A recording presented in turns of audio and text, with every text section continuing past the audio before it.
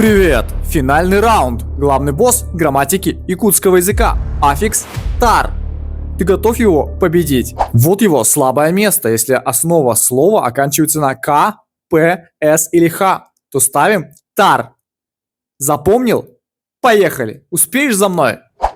Ат. Лошадь. Атабун. Аттар. Лошади. Кюлюк.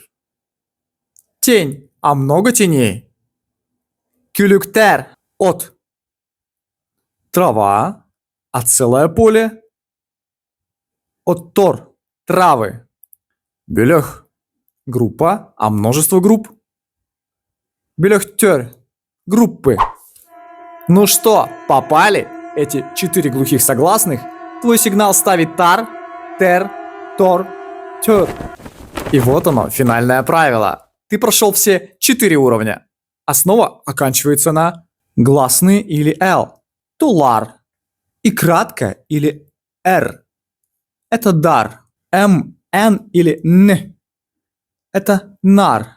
К, П, С, Х. Это тар. Теперь ты настоящий детектив якутской грамматики. Лайк, если прошел весь путь от волка до табуна лошадей. Подписка, чтобы не пропустить новое лингвистическое расследование. И главный вопрос: какое правило оказалось самым неожиданным? Жду в комментах. Пока!